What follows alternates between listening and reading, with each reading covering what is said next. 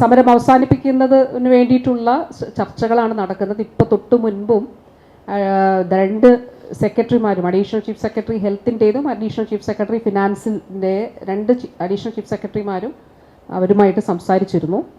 അപ്പോൾ അതിൻ്റെ അടിസ്ഥാനത്തിൽ അവർ ഉയർത്തുന്ന ഡിമാൻഡുകളിൽ ഒരെണ്ണം സുപ്രീം കോടതിയുടെ മുന്നിലുള്ള ഒരു കേസുമായിട്ട് ബന്ധപ്പെട്ടിട്ടുള്ളതാണ്. പക്ഷേ നമുക്ക് അതല്ലാതെ എൻട്രി കേഡറുമായിട്ട് ബന്ധപ്പെട്ടിട്ടുള്ളൊരു അനോമലിയുടെ വിഷയമുണ്ട്. അത് പരിഹരിക്കാൻ ആണോ എന്നുള്ളത് ഫിനാൻസ് കൂടി അത് പരിശോധിച്ചിട്ട് ഒരു പരിഹാരത്തിലേക്ക് അത് എത്തപ്പെടും എന്നാണ് പ്രതീക്ഷിക്കുന്നത്. അതിനു വേണ്ടിയിട്ട് ശ്രമം തുടരുന്നുണ്ട്. തീർച്ചയായിട്ടും ആ സമരം അങ്ങനെ നടക്കാനായിട്ട് ആളുകളെ ബാധിക്കുന്ന നിലയിൽ അത് നടക്കാൻ പാടില്ല എന്നുള്ളതുകൊണ്ട് അതിൽ ഗവൺമെൻറ് എന്നുള്ള നിലയിൽ, വകുപ്പെന്നുള്ള നിലയിൽ നമുക്ക് അതിൽ ഇടപെട്ടുകൊണ്ട് ഇരിക്കുന്നുണ്ട്. പരിഹരിക്കപ്പെടും ഉടനെ തന്നെ എന്ന് പ്രതീക്ഷിക്കുന്നു.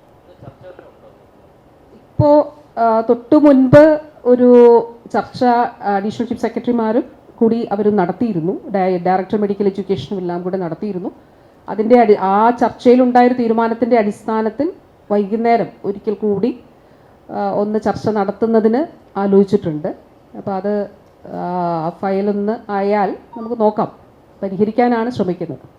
ആളുകളെ ബാധിക്കരുത് എന്നുള്ളത് തന്നെയാണ് സർക്കാരിൻ്റെ നിലപാട്.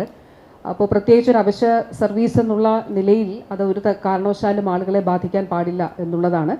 അതോടൊപ്പം തന്നെ അവരുടെ ഭാഗത്തു നിന്നുകൂടി ചിന്തിച്ചുകൊണ്ട് ഇപ്പോൾ ഇതിൽ ഈ ഉന്നയിക്കപ്പെട്ട കാര്യങ്ങളിൽ ഒന്ന് കോടതിയിൽ നിലനിൽക്കുന്ന കേസുമായിട്ട് ബന്ധപ്പെട്ടിട്ടുള്ളൊരു വിഷയമാണ്. അപ്പോൾ അത് കഴിഞ്ഞ ചർച്ചകളിലും പറഞ്ഞത് അതിൽ ലീഗൽ ഒപ്പീനിയൻ്റെ കൂടി അടിസ്ഥാനത്തിൽ മാത്രമേ, കാരണം സുപ്രീം കോടതിയുടെ ഡിസിഷന് കാത്തിരിക്കുന്ന ഒരു കാര്യമാണ് ഒന്ന്.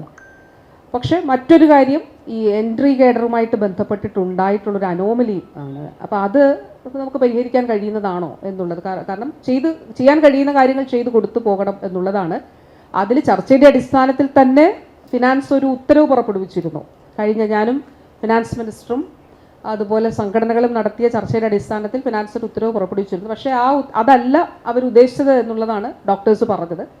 അപ്പോൾ അതിൻ്റെ അടിസ്ഥാനത്തിൽ ആ ഉത്തരവ് പിൻവലിച്ചിട്ട് അവർ പറഞ്ഞ കാര്യങ്ങൾ അന്ന് ബഹുമാനപ്പെട്ട ഫിനാൻസ് മിനിസ്റ്റർ പറഞ്ഞിരുന്നു. എന്താണ് യഥാർത്ഥത്തിൽ ഏത് തരത്തിലുള്ള റെക്ടിഫിക്കേഷനാണ് വേണ്ടത് എന്നുള്ളത് എഴുതി തരണം എന്ന് സംഘടനകളോട് തന്നെ പറഞ്ഞിരുന്നു. അപ്പോൾ അതനുസരിച്ചിട്ട് അവർ ആ റെക്ടിഫിക്കേഷൻ എങ്ങനെ വേണം എന്നുള്ളത് ഫിനാൻസിൽ അവർ നൽകിയിട്ടുണ്ട്.